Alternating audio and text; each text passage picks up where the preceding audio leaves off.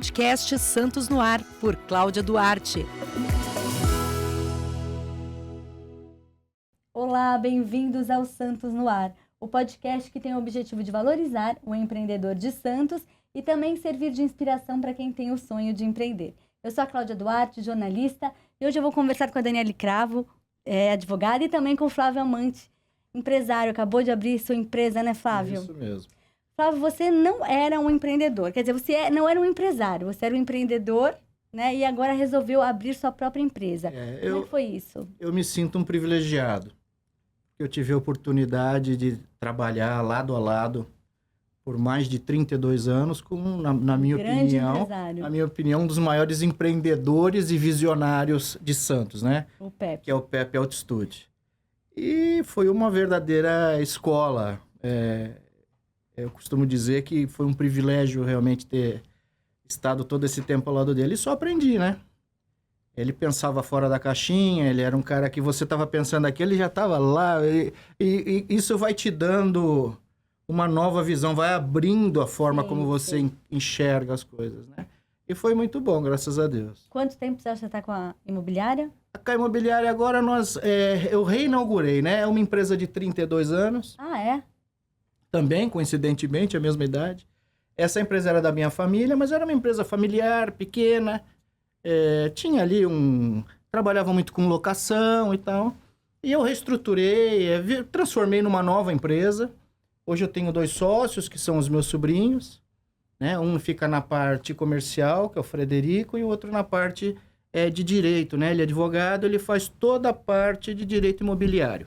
Então nós criamos uma estrutura pensada em atender o cliente desde o início, onde ele se interessa, ou quer vender, ou quer comprar um imóvel, ou alugar, até o momento de ver uma documentação, de tirar uma dúvida, inclusive tributária, aqui com a doutora, que é especialista nisso, né?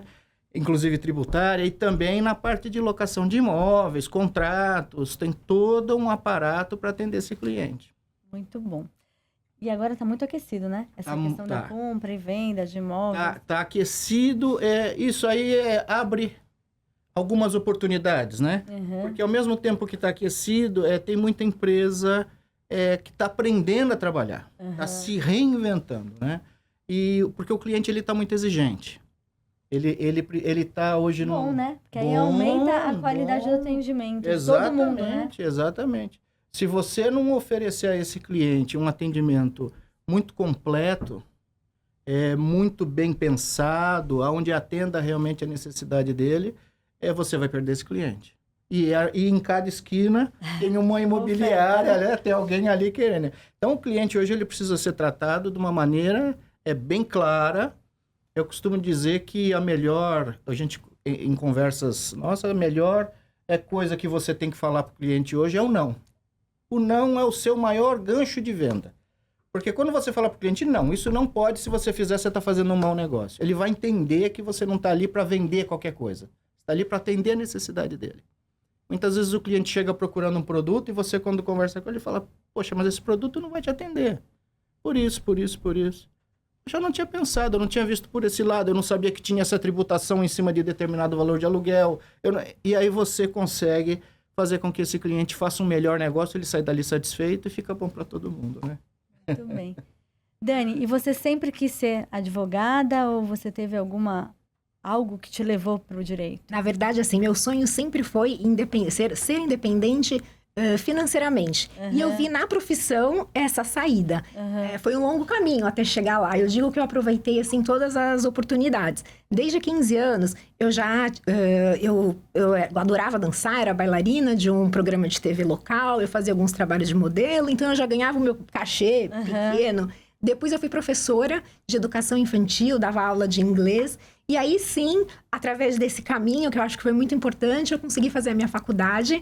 Ainda no primeiro ano da faculdade de Direito, eu continuava sendo professora. Aí chegou um dado momento que eu falei, eu preciso saber qual é o meu objetivo. Se meu objetivo é ser advogada, então tá na hora, não é a hora de eu ganhar dinheiro, ainda que isso fosse importante, mas era hora de iniciar o estágio. Então eu fiz estágio durante toda a minha faculdade.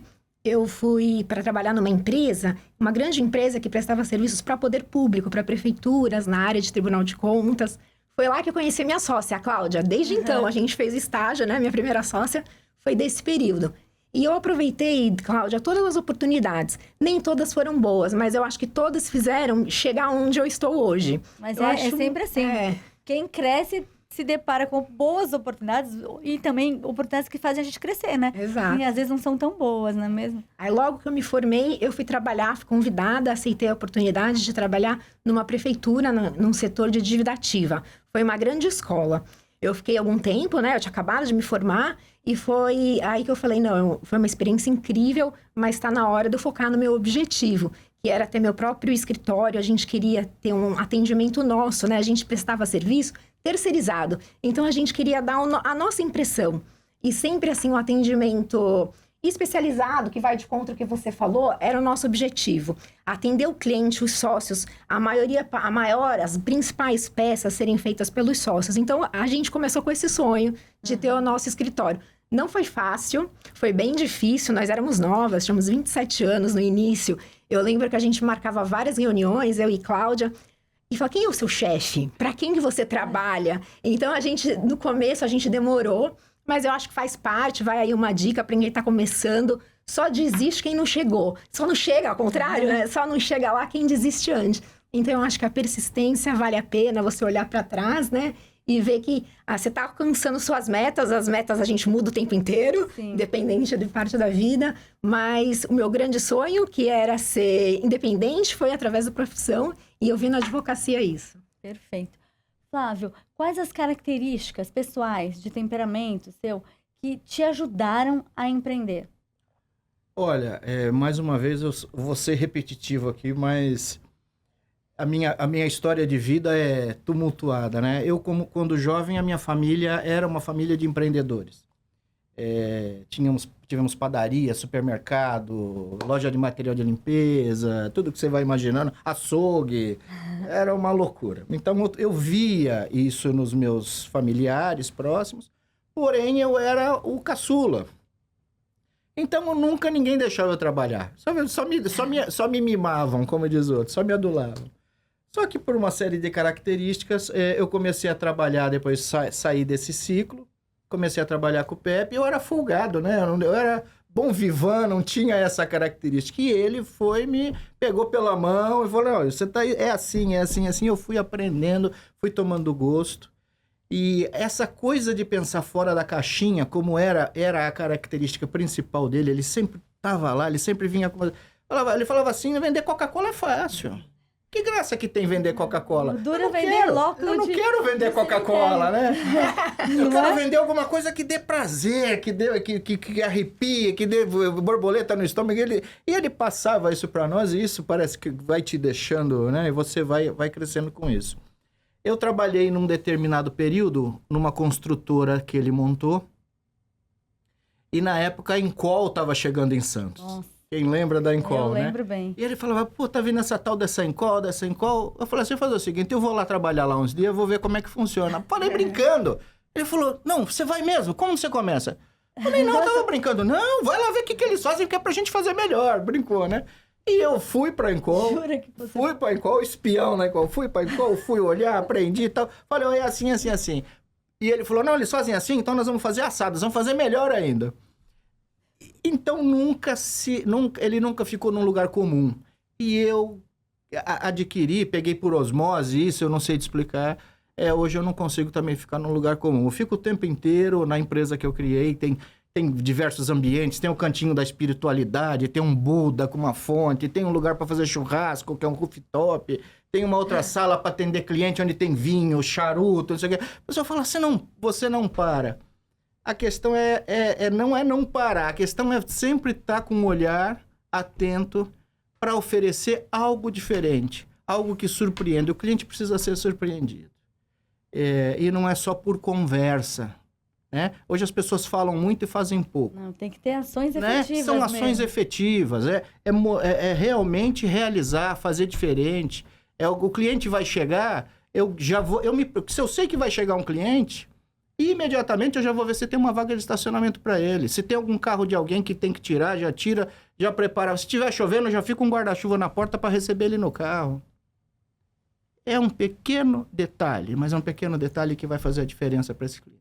Para mim, seja qual for o cliente, é sempre o melhor cliente. Isso eu aprendi com o Pepe. Dani, e você? No seu escritório, você procura dar um diferencial, além de toda a bagagem que você tem, além de toda a questão da advocacia mesmo, de exercer com excelência, você faz esses diferenciais assim dentro do teu escritório? Eu acho que sim, o atendimento ao cliente, o cliente é o mais importante para mim de escritório.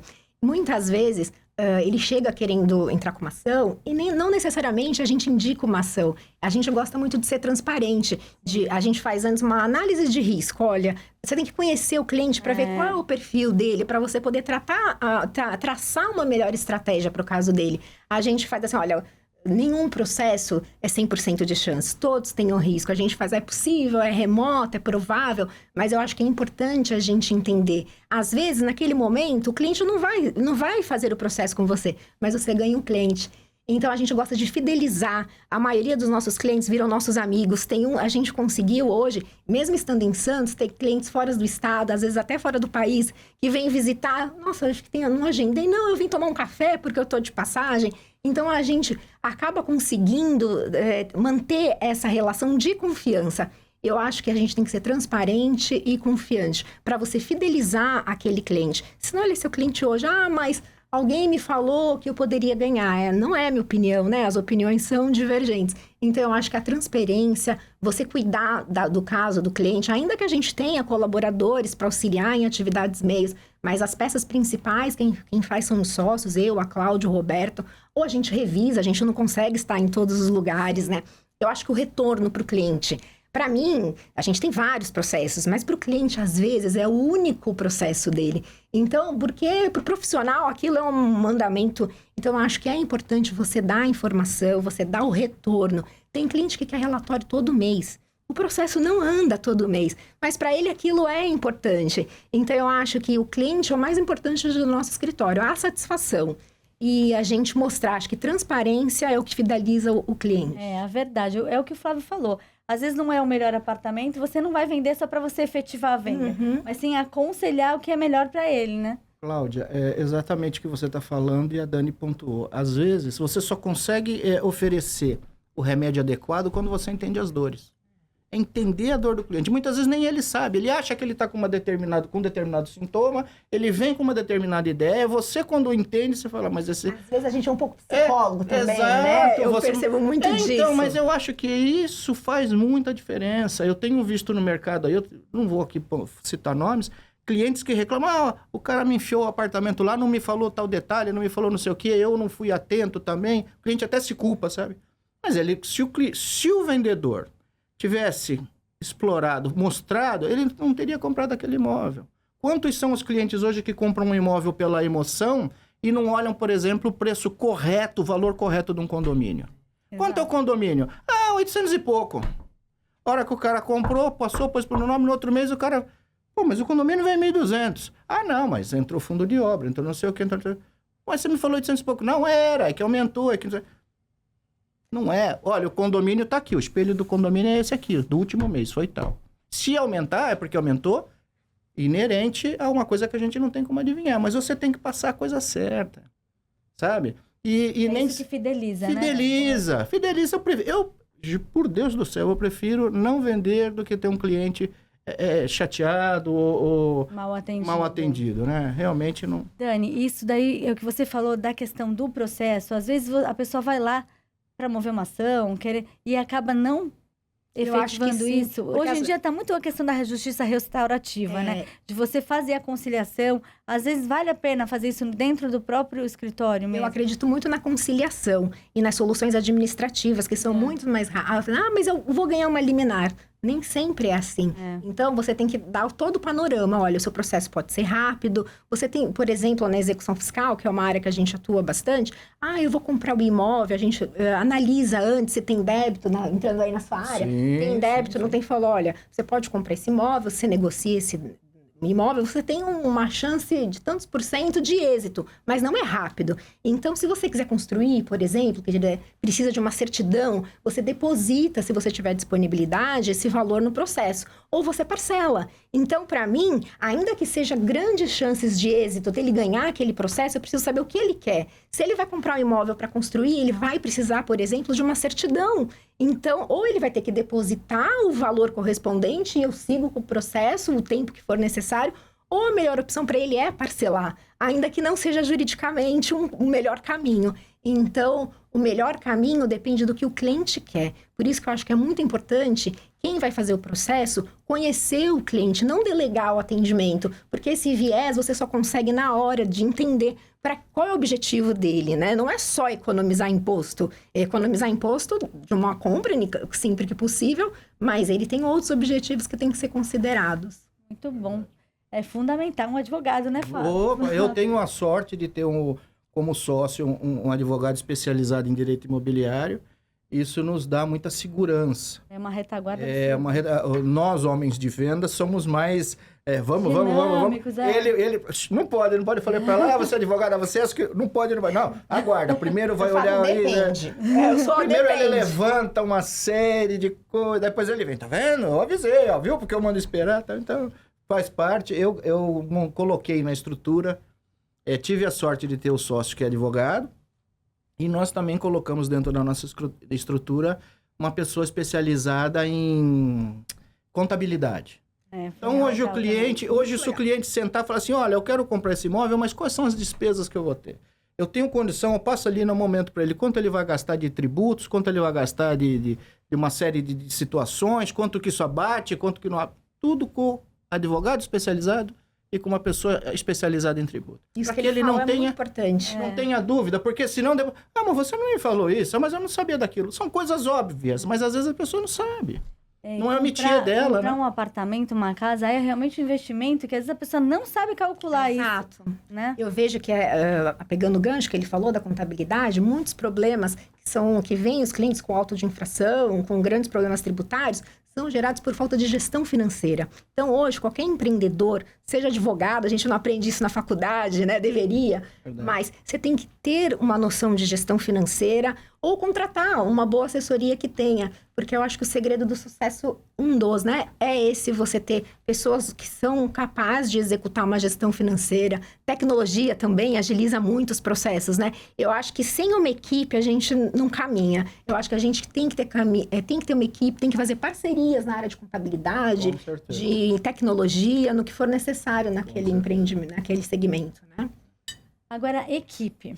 Eu quero saber de vocês dois, como que vocês escolhem os colaboradores? Quais os pontos fortes? O que faz com que ele seja eliminado?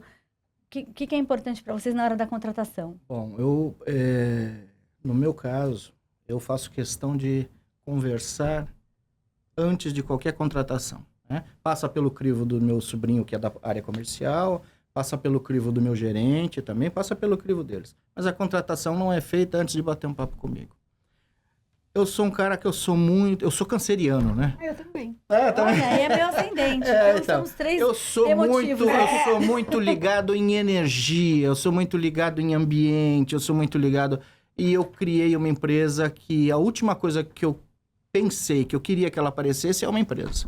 Você vai entrar na minha empresa e eu quero que você sinta como se você estivesse entrando na tua casa. Então, é cara de lar, é gostoso, é café quentinho, é um bolinho, Foi tudo feito com cuidado, a cor, para dar um ambiente agradável. Então, eu vou conversar com essa pessoa. Se eu perceber que essa pessoa, ela tá cheia de trauma, cheia de amarra, porque não adianta, não, eu vou vender, eu faço... Mas você vai fazer isso como? Qual é a forma como você vai buscar teu objetivo? Eu procuro ver como essa pessoa vai se comportar. Sabe por quê? Eu aprendi uma coisa. Nem sempre quem fala que vende mais, vende mais. Né? E aí cria no teu ambiente, contamina o teu ambiente. Então eu prefiro pegar uma pessoa que ela não tem toda essa esperteza, que ela não tem toda essa malandragem, que essa coisa de saber vender, de fazer... E eu treino, não tem problema nenhum. Eu ensino como a gente trabalha e a pessoa vai andar direitinho e não vai contaminar meu ambiente. Tá? Por quê? Por que eu tenho essa preocupação? Porque eu quero que você entre lá, você vai ter oportunidade de conhecer, você também, estão todos convidados, as portas estão abertas a todos, e você vai se sentir bem, gente boa, gente bacana, gente que não vai ficar te olhando como número. Vai te olhar como alguém legal, sabe? Então, Eu priorizo isso. Eu aprendi isso com o Pepe, é humanizar. É você trabalhar o ambiente de forma que ele seja realmente feito para que você se sinta homenageada ali. Fala, nossa, que lugar, que cuidado, que xícara bacana, que copo, que água fresquinha, tudo pensado para que você saia dali bem. E é importante que o colaborador também queira que toda a empresa cresça, né? E não que ele cresça sozinho. Exato. Porque hoje tem muito isso, de minar Tem. o trabalho do outro. E se todo mundo pensar, a empresa cresce e todo mundo cresce junto, Mas né? a gente vê, me permite, se você for, assim, a gente vê isso no dia a dia. Aquele que pensa individualmente, ele não cresce. Não cresce. O mercado mudou, não é? A gente conversava lá fora de alguns colegas, de algumas situações. O mercado mudou e quem não entendeu isso vai ficar para trás. E eu acho assim também que eu também acho mais importante você considerar as características pessoais. Sim. Porque ética e caráter você não muda. Experiência você adquire, eles estão lá para aprender. Eu também já tive excelentes mestres e eu aprendo muito com eles também, especialmente na área de tecnologia. Então, acho que é uma troca. Não é fácil, é difícil, mas o ambiente que a gente passa a maior parte, eu passo muito mais tempo trabalhando do que na minha própria casa. Tem que ser saudável, você tem que chegar e se sentir à vontade. E aquela pessoa representa seu escritório, né? Então, tem que ter os mesmos valores que você prega. Olha, acontecem situações, às vezes o corretor chega... Não, vamos mandar lá para o cliente tal proposta. Peraí, se o imóvel fosse seu, você ia gostar de ser tratado desse jeito? Manda tal proposta, ver se o cliente... Não. Convida a pessoa para vir aqui, diz que tem uma proposta para fazer, que não é o que ele já prepara, ele fala, não é o que o senhor está esperando, é uma proposta menor, mas nós estamos lhe convidando para vir tomar um café para lhe mostrar. Se não lhe interessar, o senhor fica à vontade e nós vamos trabalhar uma outra proposta. Aquilo ali, às vezes, é a vida do cara. Mas o bom vendedor, ele sabe ler É isso. a vontade do cliente. Porque às vezes é o que você falou, às vezes nem ele sabe direito o que ele quer. Então você tem que direcionar, não adianta bombardear de produto, de imóvel, porque a pessoa fica cansada e fica com um relacionamento desgastado. Né? E você tem que fazer o papel você tem que se colocar nos dois lados. Você não pode nem ser... só vou olhar o lado da venda porque eu quero ganhar dinheiro. Não, você tem que ver o lado da outra pessoa também. Você tem que estar sempre disposto a olhar dos dois lados. Hoje tem muito investidor no mercado, né? Pessoas que querem comprar para fazer negócio e tal. E o investidor, ele tem aquela característica assim, quanto é? É tanto. Não, eu mando tanto. Não é assim, mando tanto. Você foi olhar o imóvel? Eu mando tanto. Não, eu não mando tanto enquanto você não olhar o imóvel. Porque aí você manda tanto, calha da pessoa aceitar.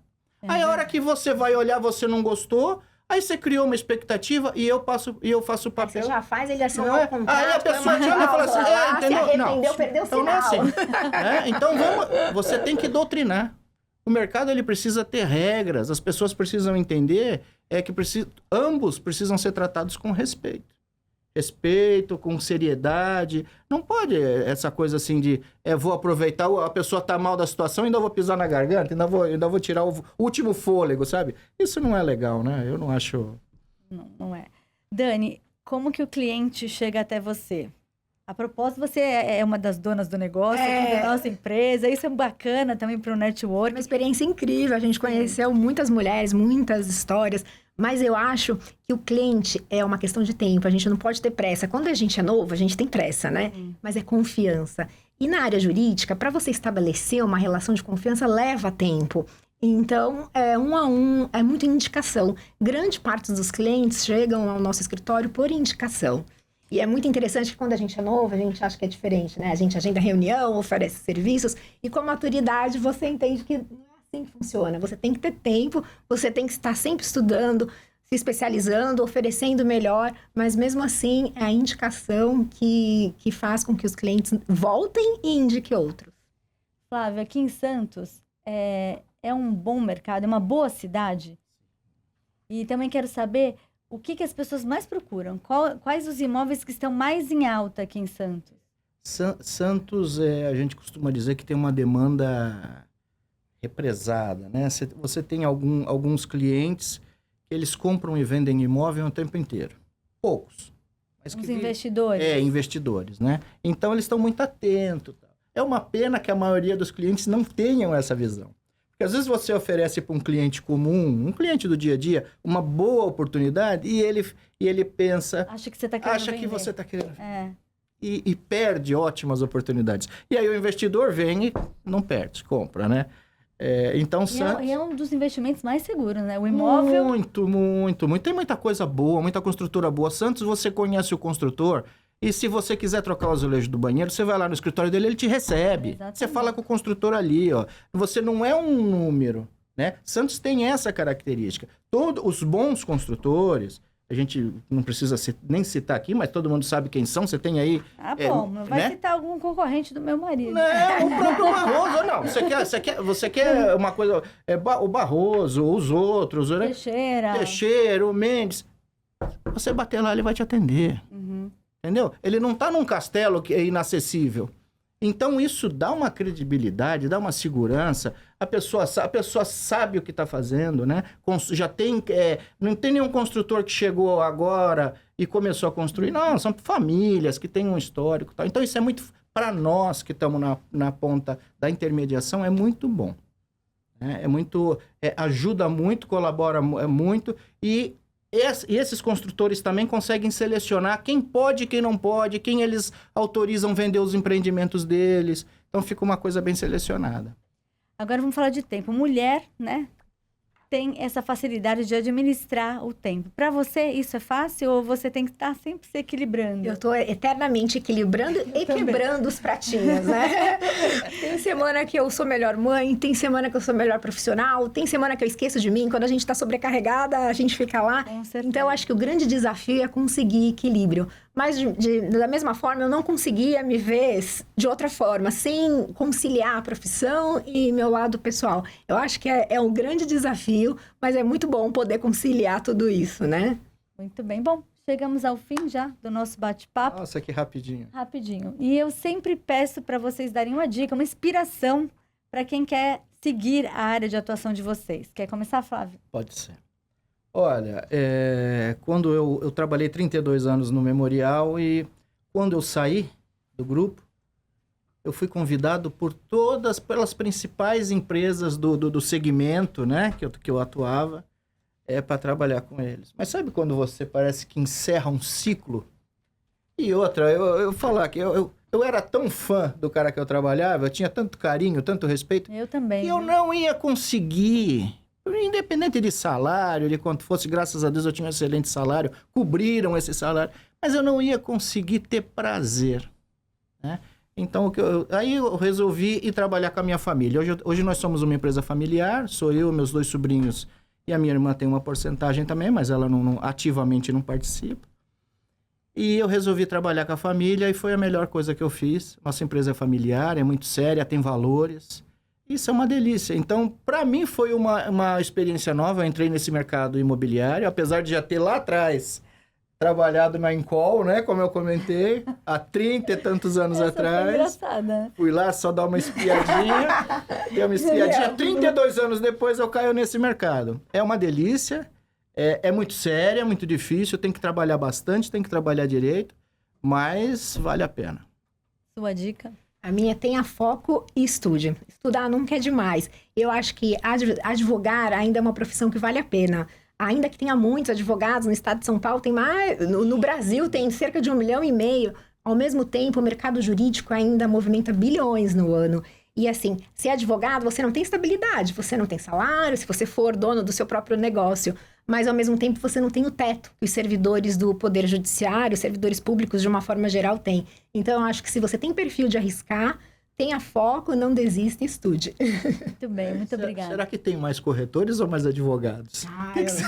Mas eu acho que tem mercado para todo mundo. Com Ainda certeza, que tenha muitos com advogados, certeza, tem muitas com oportunidades. certeza. Hoje, então, que advogado não é só mais escritório tradicional. Precisa de advogado. Hoje os processos são digitalizados, tem empresas de tecnologia, tem que entender sistemas. disso também, né? uma Se eu gama pudesse, eu andava com um advogado do meu lado, de mãozinha dada. Porque a gente hoje tem medo de fazer de tudo, né? verdade. Tem tanta... Enfim, são necessários, são maravilhosos e a maioria dos negócios precisam muito de um bom advogado. Com certeza. Está contratado.